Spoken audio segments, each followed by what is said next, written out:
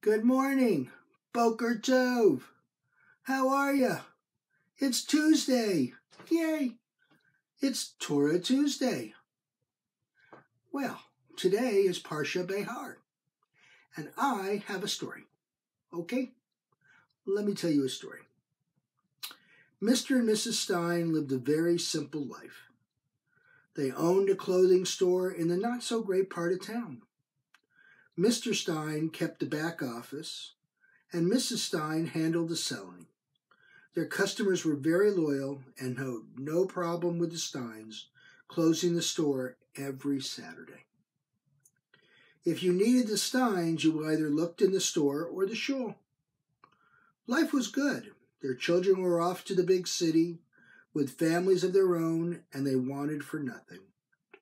6 years went by, and time for Mr. Stein to do the yearly books. Like he did on the 7th year, he zeroed out his accounts receivable. Like every 7th year, his accountant went absolutely ballistic. "Your loyal customers are stealing from you," he would scream and yell in a sarcastic tone. "They know what you're going to do and when you're going to do it. They're taking advantage of you." On and on he would yell and scream at Mr. Stein. The Steins' customers would come into the store within a week of getting their statement, and every man and every woman would come up to the Steins, thank them, and shake their hand. Never did the Steins pull away their hands empty. There was always cash. No one asked. It just happened. The Steins would take a portion of this cash and donate it. The roof leaked one year. Word spread and the roofer came. No, we would not take their money. The car broke down. No, the mechanic would not take the Steins' money either. 50 years the Steins were in business. It was time to retire. The whole town came out for the celebration. The mayor gave a speech. Customers would tell stories about the store, and every man, every woman, every child hugged Mr. and Mrs. Stein.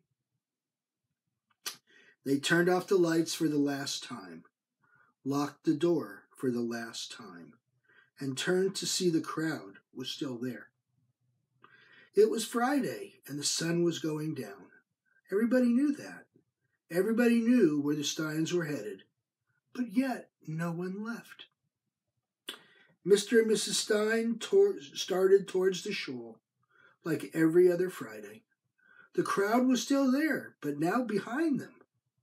Everyone was headed to the shul. Every man, every woman, and every child. Mr. and Mrs. Stein looked at each other, then the crowd following them, then at each other. He smiled. She put her hand in his, and off they went. Well, in this week's Parsha Behar, God tells us about the sabbatical years and the Jubilee.